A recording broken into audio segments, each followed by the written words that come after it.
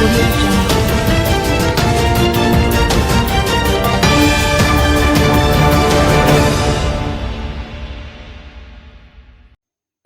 killing confrontation with police in St. James. 3 men were reportedly shot and killed in a confrontation with police early Tuesday morning in St. James community of Orange.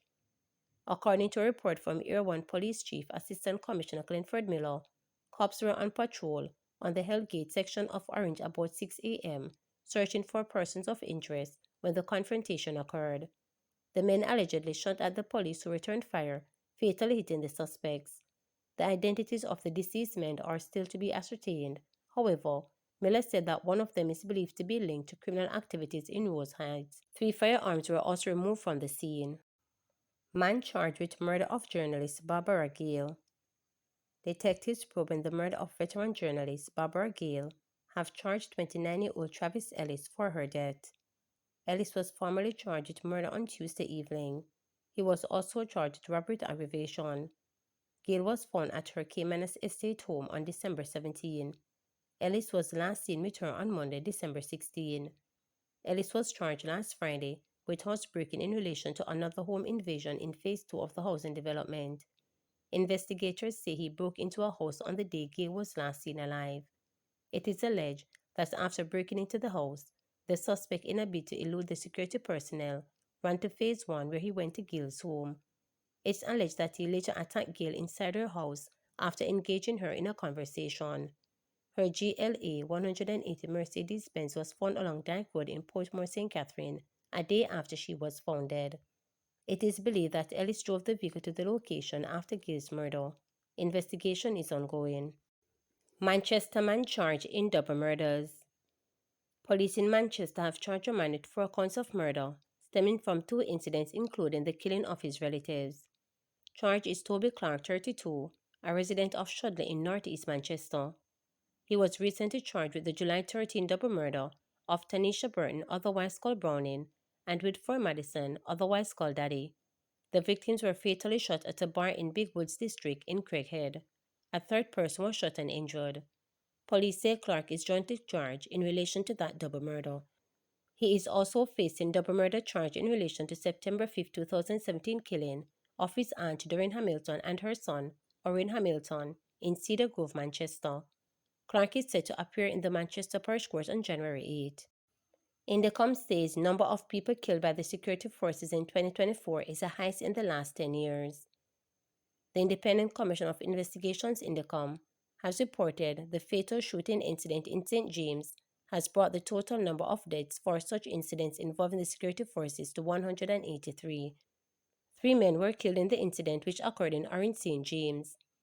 Assistant Commissioner of Indicom Hamish Campbell noted that the number of people killed by the security forces this year is the highest in the past 10 decades.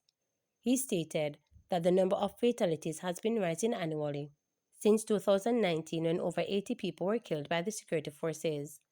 Assistant Commissioner Campbell once again called for the implementation of body-worn cameras, particularly during the targeted operations. According to Indicom, preliminary reports from the police indicate that the Area 1 Fugitive Apprehensive Team went to a premises with a warrant in search of the named individual. It is alleged that as officers approached, 3 men opened fire on them. The officers reported returned fire, resulting in the deaths of the 3 men.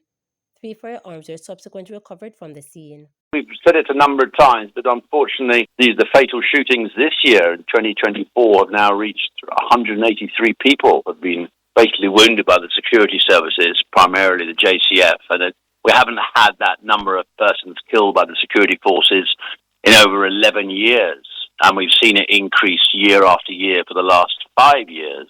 So it is disappointing to see this level of fatal shootings. As I said at our press conference the other month, the greater majority of these fatal shootings in the last months have come from planned police operations by various fugitive apprehension teams and specialist units. And not a single one of them had body-worn cameras being deployed.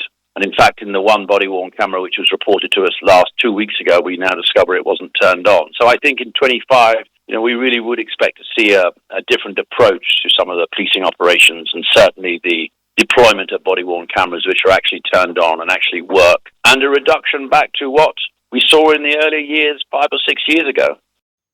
Female security guard acquitted in 10 million armored truck robbery. A female security guard accused of stealing 10 million from an armored truck 6 years ago has been found not guilty. Nadine Miller, 52, was acquitted on Monday after a trial in the Kingston and St. Andrew Parish Court, where she was represented by King's Counsel Peter Champagny and Thamoni Campbell. Miller was charged with larceny as a servant following the disappearance of 10 million from an armored truck for which she was part of the loading team on January 25, 2018. The Crown alleged that after helping to load the truck, Miller, who has been complaining of feeling unwell, left the compound. Shortly after the truck departed, it was discovered that a bag containing 10 million was missing. However, 6 million was later found at a school attended by Miller's child on February 9, 2018.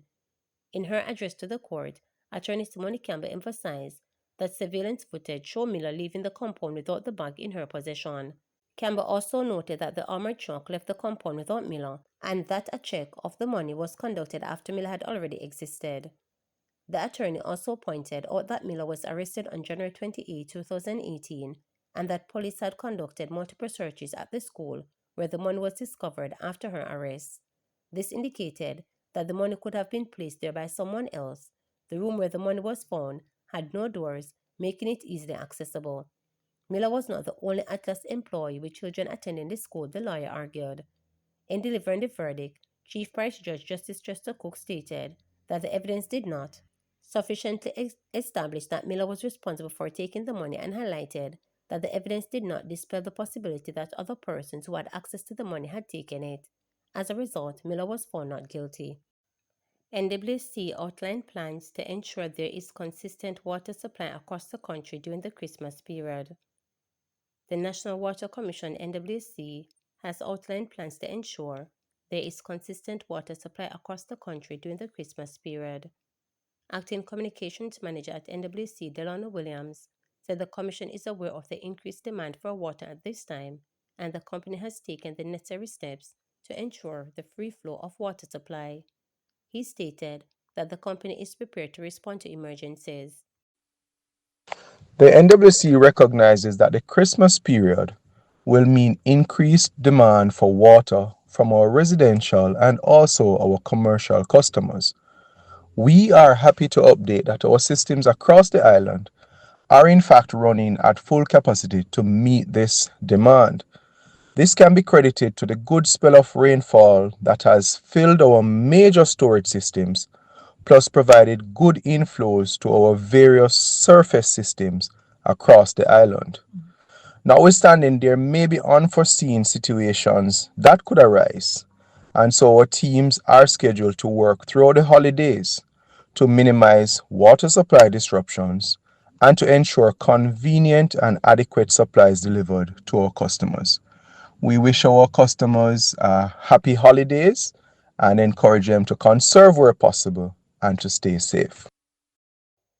Police ramp up efforts to ensure safety on roads in other public spaces. The Public Safety and Traffic Enforcement Branch of the police force says it is ramping up efforts to ensure public safety and reduce road fatalities during the festive season and beyond. It is doing this through increased patrol, public education campaigns, and stricter enforcement of road traffic laws. We have been communicating through various channels, including our website, social media platforms, radio forums, and community meetings, to provide critical information on safety and security. This includes guidelines for staying safe in public spaces, particularly on roadways, and practicing responsible behavior during social and entertainment activities, explained Assistant Commissioner of Police ACP Gary Mackenzie. Mackenzie commended the process made so far is reducing fatal crashes and serious crimes. We're seeing a 14% decline in road fatalities this year compared to last year. This is encouraging, but that does not mean that we are comfortable and satisfied. We are working even more and intensely to continue this positive trend, he noted. He was commenting on the donation of breathalyzers by Red Stripe Charity, the D&G Foundation, recently. He said the breathalyzers have been deployed island-wide and are already proven effective in identifying drivers with alcohol levels above the legal limit. These instruments are aiding us in monitoring the use of alcohol when persons are driving, and we have been able to test over 8,000 persons so far ensuring safer roadways for all, Mackenzie noted.